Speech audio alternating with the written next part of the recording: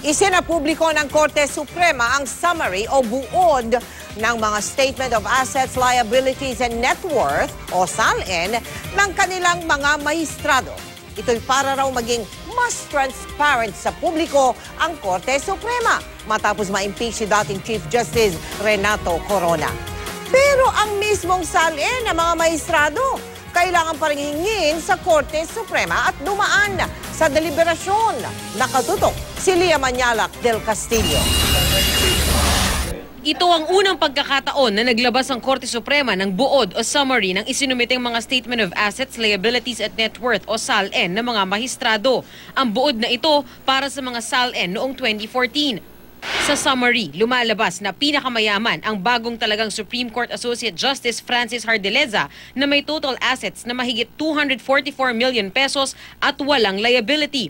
Tumaas ito ng mahigit 2 million pesos mula 2013 dahil isinama ang kita maging ng kanyang asawa.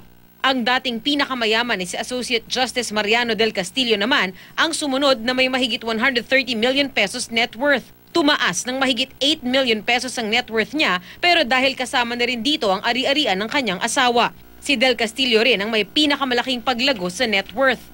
Pang-10 lang sa listahan si Chief Justice Maria Lourdes Sereno na may 19.5 million pesos net worth, mas mataas ng mahigit 571,000 pesos noong 2013. Pinakamababa naman ang net worth ng pinakabatang mahistrado na si Associate Justice Marvic Leonen. Ang paglalabas ng summary ng mga SALN ng mga mahistrado ay bahagi raw ng pagiging transparent ng Korte Suprema kasunod ng pagkaka-impeach kay dating Supreme Court Chief Justice Renato Corona noong taong 2012. Gayunman, ang mismong kopya ng SALN ng mga mahistrado, kailangan pa ring i-request sa SC bago nila ilabas sa publiko, bagay na dadaan pa sa deliberasyon ng Supreme Court and Bank.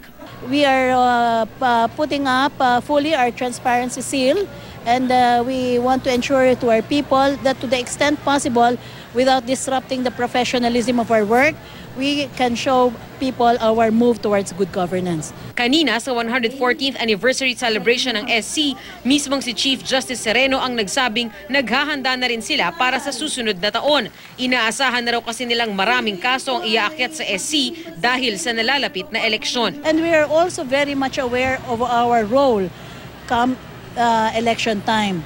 It is time that we prepare. Kaya ang mga tao, ang Supreme Court employees and everybody in the judiciary must already be prepared.